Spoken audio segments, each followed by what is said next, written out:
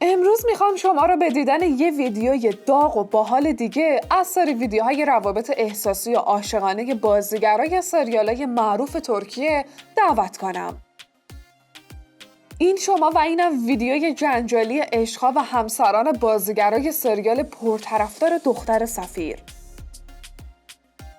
روی دکمه عضویت کانال یوتیوبی لنز بزنید تا عضو بهترین کانال فارسی زبان سریال و سینمای ترک بشید. شماره 1 انگین آکیورک. انگین آکیورک محبوب هر چقدر که توی بازیگری موفق بوده، برخلافش تو زندگی شخصیش هنوز نتونسته یه رابطه عاطفی موفق و پایدار رو تجربه کنه. سال 2011 یه رابطه کوتاه با مدل ترک جانسو تاشکین برقرار کرد و بعد از اون هم سال 2014 در حین بازی در سریال لطیفه با تووانا تورکا یه رابطه خیلی کوتاه مدت رو تجربه کرد.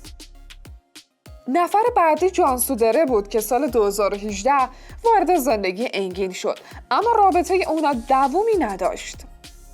امسال هم شایعه‌هایی از رابطه جدید انگین با همبازیش توی همین سریال یعنی تولین یاسکان عین یه بمب توی رسانه‌ها منفجر شد. البته انگین قبلا هم با این طور شایعه‌هایی روبرو شده، مثل رابطه‌اش با برنساد و توبا بویکوستون بعد از همبازی شدن با اونا که البته اون شایعات هم راه به جایی نبرد. به نظرتون انگین و تولین واقعا با هم در ارتباطن؟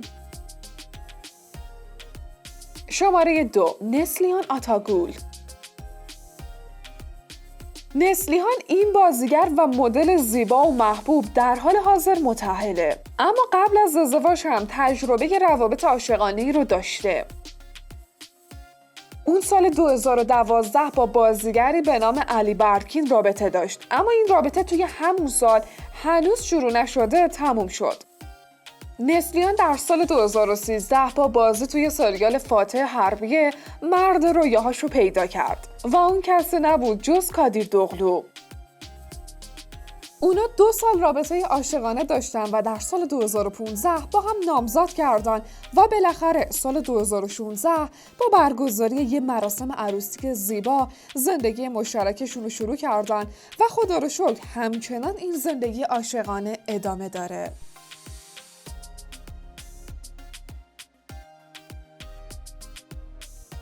شماره 3 اوراس کایگیلار اوغلو. اوراس سال 2014 با یه بازیگر ترک به اسم ملیس ایشیتن ازدواج کرد. عمر ازدواج این زوج متاسفانه 5 سال بیشتر نبود و با وجود دختر 3 سالشون آدا سال 2019 به صورت توافقی از هم جدا شدن. شماره 4 دوکان پولات. از زندگی شخصی و روابط عاطفی این بازیگر که به تازگی شروع به شهرت و محبوبیت کرده اطلاعات زیادی وجود نداره، اما در حال حاضر هم کسی توی زندگی اون نیست و قلب اون خالی از عشقه.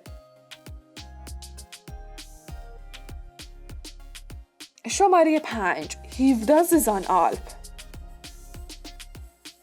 این بازیگر جوان و دوست داشتنی در حال حاضر مجرده و با کسی رابطه عاشقانه نداره.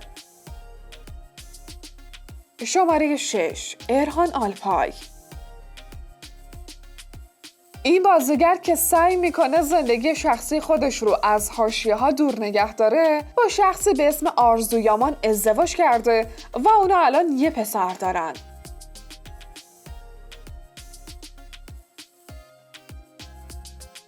شماره 7 تولین یاسکان.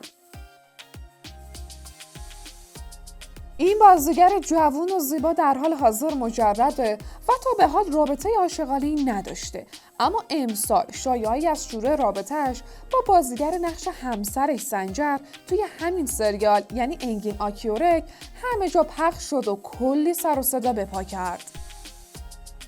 خبر این رابطه زمانی پخش شد که اونا دست تو دست هم توسط دوربینا شکار شدن.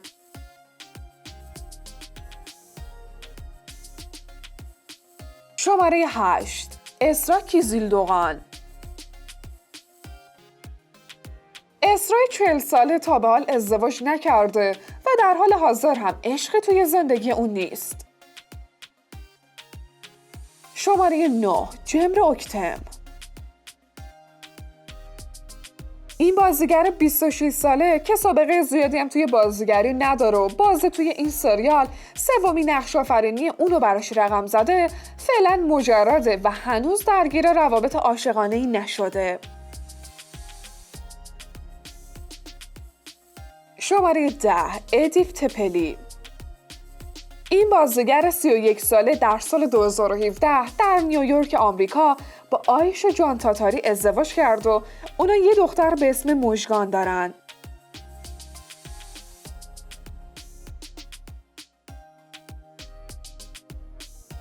شماره 11. آیلایدا ایلدیر. این بازیگر جوان و زیبا تا به حال ازدواج نکرده، اما از سال 2016 یه رابطه عاشقانه رو با بازیگر ترک علیجان اوکومو شروع کرده که همچنان ادامه داره. باید منتظر بود و دید پایان این رابطه عاشقانه به کجا ختم میشه، ازدواج یا جدایی. شماره 12. اردال کوچوکومرجو. این کارگردان و بازیگر تئاتر و سینما و تلویزیون ترکیه با یه خبرنگار به اسم آسلی کوچوکومرجو ازدواج کرده و حاصل ازدواج اونا یه پسر به نام آلپه. شماره 13. اوزلم چاکاریالچنکایا. این بازیگر با سابقه که 52 سال سن داره در حال حاضر متأهله، اما هیچ اطلاعاتی از زندگی شخصی و همسر اون در دسترس نیست.